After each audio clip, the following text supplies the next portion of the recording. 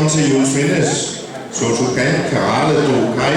Jeg ved ikke, om det udtales rigtigt, men det må tiden jo vise. Jeg har lovet at lige fortælle lidt om, hvad er karate og så videre, inden vi går i gang med selve opvisningen.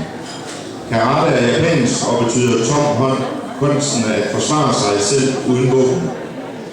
Effektiv selvforsvar. Karate betegnes som en af verdens mest effektive selvforsvarssystemer.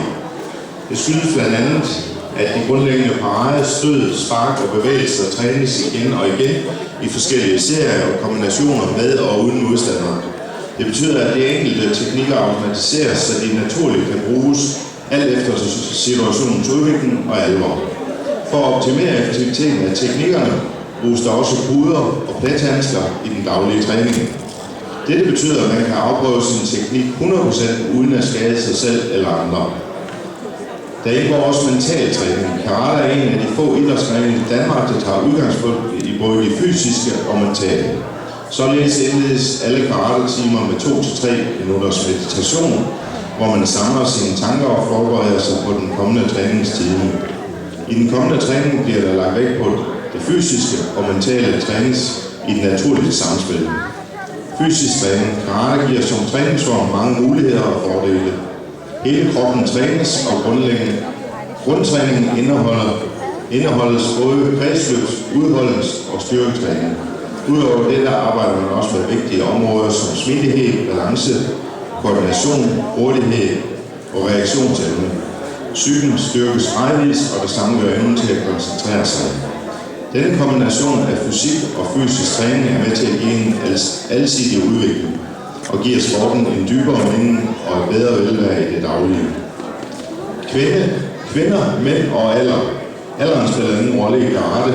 Det skyldes, at karate er en individuel holdtræning.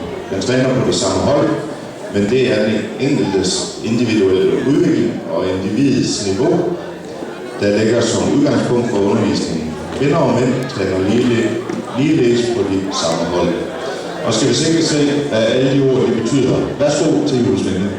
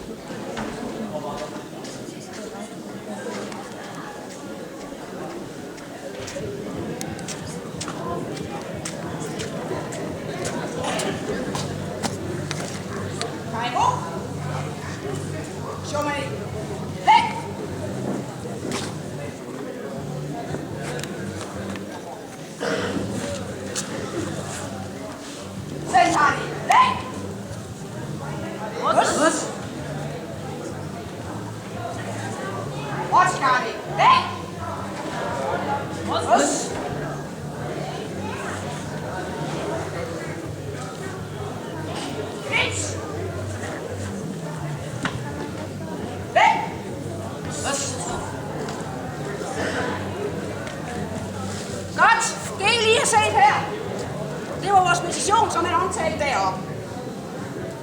Det gør vi for, når vi er her, og når vi træner,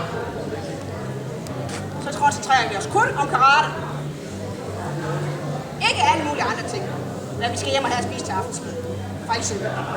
Kun karate.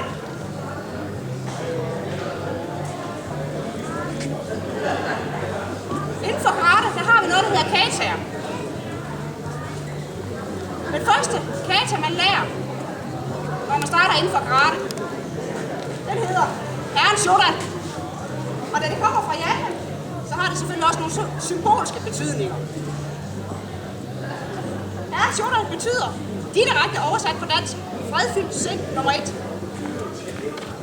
Så der har vi igen noget, han omtalte deroppe.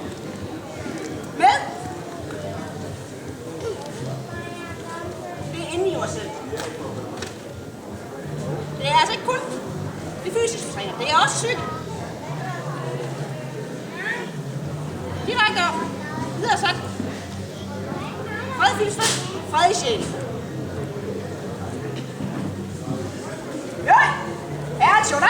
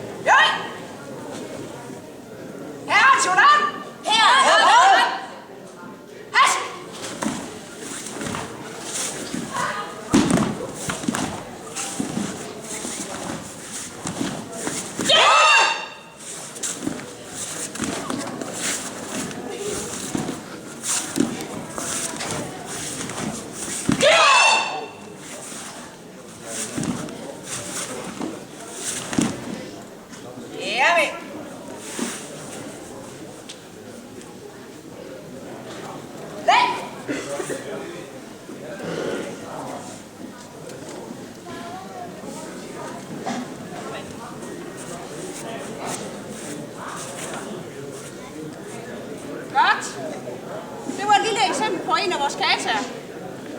Næste vil vise, det er et form for tomandskamp,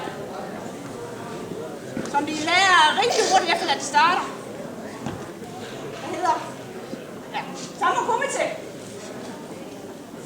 Når man kæmper 2 og 2 mod hinanden, så lærer man også. At hjælpe hinanden. Og derudaf, der kan man få nogle nye venner. Og mere selvtillid, når så weekenden begynder at virke. Og når nogen ser vi også, at det går bedre i skolen. Når de får mere selvtillid. Så kan vi prøve at vise jer, hvad det går ud på. Jo, Sammo Kumite.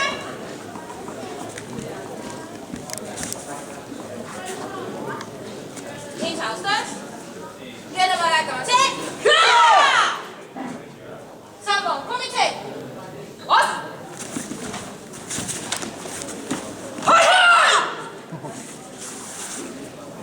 Gætter til afstand. Gætter, hvor jeg kommer til. Sammo Kumite nummer 1. Hos.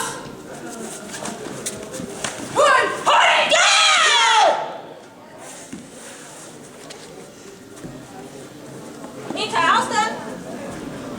Gætter, hvad der kommer til. Sammo Kumite nummer 2. Hos.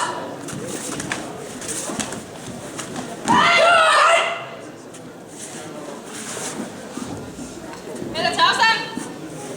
Gætter, hvad der kommer til. Sammo Kumite nummer 2. Hos.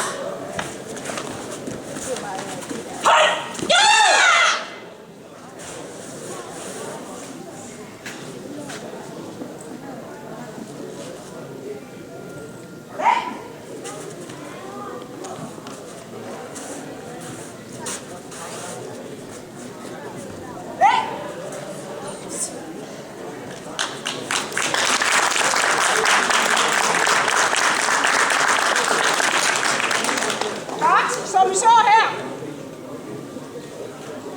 kæmper vi mod hinanden. Og selvom jeg er højere gradueret, så har jeg ikke noget mod at stå over mod en lille guldplet derovre. Jeg passer selvfølgelig på ham, så der ikke sker ham noget.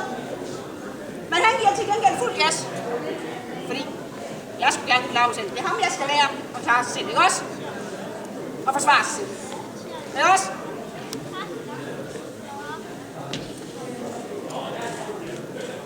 Næste lille vis, det er noget højere gradueret kasse, som man lærer lige inden man skal op til brunbælt. Og det sidste bælte inden i sort. Og man kun går til siden. Det ligger i, at hvis man for eksempel har en væg bagved sig, så kan man ikke gå bagud. Så er det meget klogt at kan forsvare sig, mens man går til siden, ikke også? Men vi prøver at vise jer, hvordan det kommer til at se ud. Godt. Tag i Tjodan.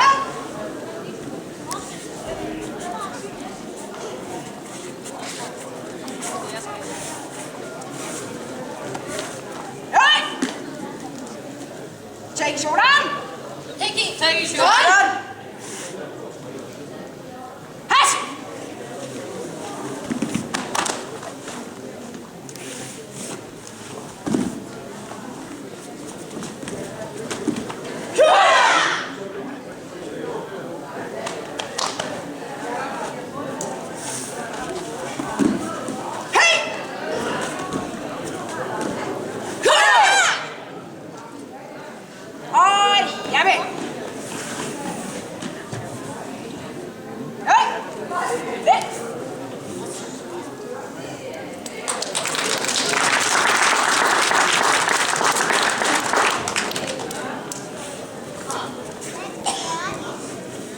Som I kan se, så har vi også meget mere buk for hinanden. Ja, buk for publikum, eller for flaget, som I har i salen derhjemme. I dag, har I så æren at være flaget. Det er også derfor, vi i starten bukkede ud mod jer. Fordi det er der flaget, det plejer at være. Det japanske flag. Så det er utrolig meget med respekt for karaten, folk vi træner sammen med, og også den måde, vi opfører os på. I klubben og uden for klubben. Næste bevis, det er to. Det er en anden form for tomandskamp, som to af vores rigtig gode elever vil vise for jer, som skal op til brugen den næste gang, skal op her til sommer. Og det ligger i deres pensum. Godt, kigger lige på kommentar.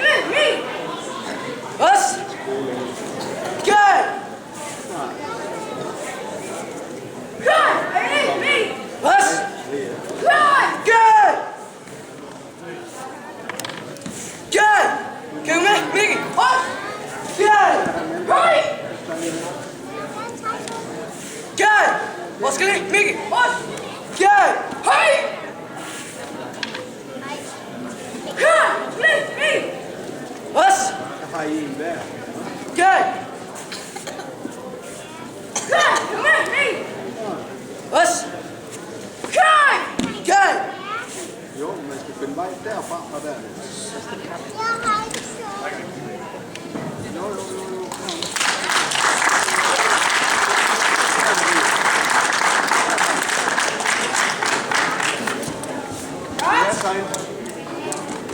man kan se her, så er det rigtig meget, det skal være.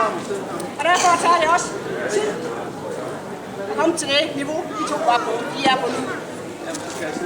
Det tager vel cirka 4 år, eller sådan at komme på det niveau, de er på. Det kræver selvfølgelig, at man hører efter sine timer. Næste.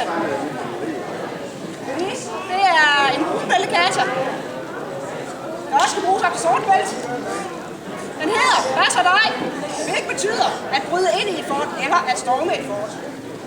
Og igen de der japanske symbolske betydninger. Jo!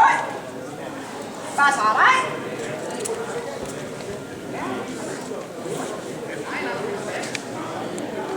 Hej! Hvad så dig? Hvad så dig? Hej!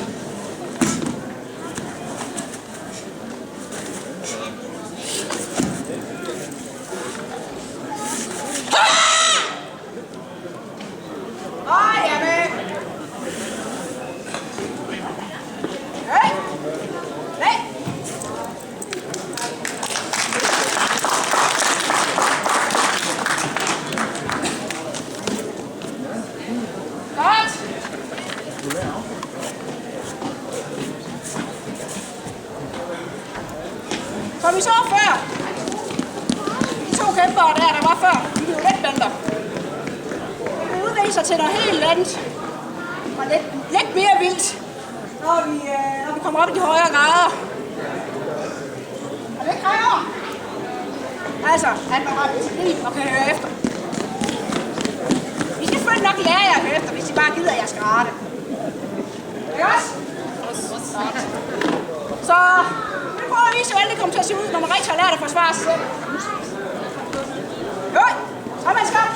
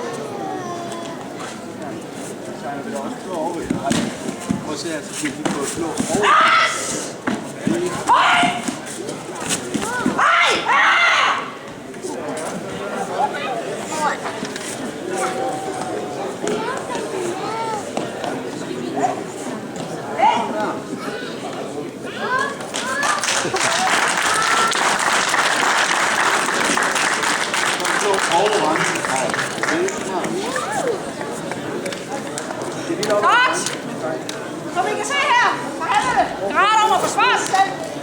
Men selvfølgelig altid at forholde sig roligt, hvis der skulle ske noget. Aldrig angrib. Hey, hvad laver du her? Kan du noget? Hey, slap nu lige af. Kan du noget? Slap nu lige. Ja! Godt! Er det to, der skal komme der?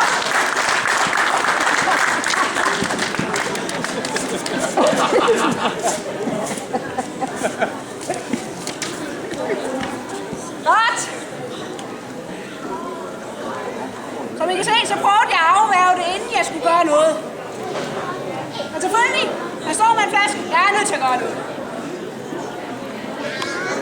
Men det var, hvad vi havde at vise for Jules Milles Julekalderate. Jeg håber, I har nydt det.